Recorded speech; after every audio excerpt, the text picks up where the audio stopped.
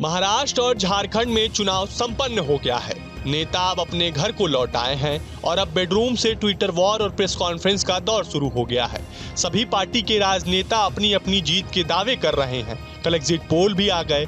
कई पोल चैनलों ने महाराष्ट्र में महायुति की सरकार बना दी, तो कुछ एक चैनलों ने महाविकास अघाड़ी की भी सरकार बनाई।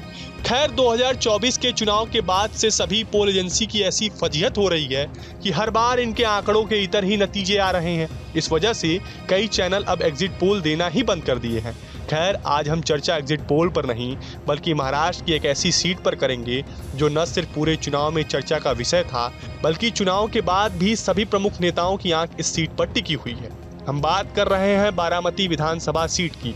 यहाँ से चाचा भतीजा आमने सामने हैं। चाचा भतीजा का मतलब शरद पवार और अजीत पवार नहीं, बल्कि अजीत पवार और योगेंद्र पवार। जीत किसकी होगी ये तो 23 तारीख को पता ही चल जाएगा, लेकिन उससे पहले यहाँ दावों की राजनीति शुरू हो गई है। शरद पवार गुट के नेता उत्तम जानकर ने कहा कि बारामती विधानसभा सीट से अजीत पवार हार सकते हैं। उन्होंने दावा करते हुए कहा कि अजीत पवार के लिए अपनी सीट बचाना भी मुश्किल हो गया है। जानकर ने यहाँ तक कहा कि अजीत पवार लगभग 40,000 से ज्यादा वोटों से ये चुनाव हार रहे हैं। बारामती से योगेंद्र पवार बड़ी मार्जिन से जीतेंगे क्योंकि उन्हें शरद दादा का आशीर्वाद है।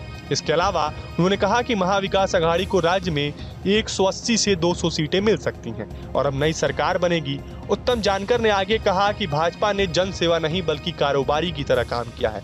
इसके चलते महाराष्ट्र के लोगों को नुकसान उठाना पड़ा है। महाराष्ट्र में करीब 59% पोलिंग हुई, लेकिन किसी भी चुनाव में पोलिंग के बाद लोगों का सबसे ज्यादा इंटरेस्ट ये जानने में होता है कि लोगों ने किसको वोट दिया, कौन जीतेगा और सरकार किसकी बनेगी।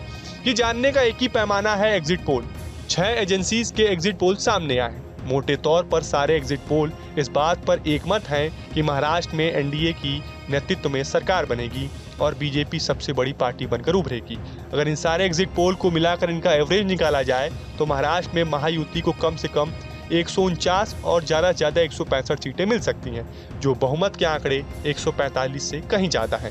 पोल्स ऑफ पोल ने महाविकास अघाड़ी को 114 से 132 के बीच सीटें मिलने की संभावना है, जबकि अन्य के खाते में 9 से 13 सीटें जा सकती हैं।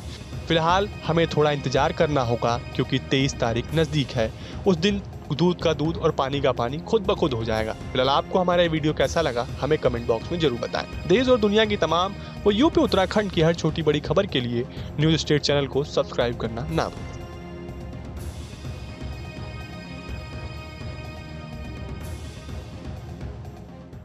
न्यूज नेशन अब व्हाट्सएप पर खबरों के ताजा अपडेट के लिए न्यूज नेशन के इस QR कोड को स्कैन करें।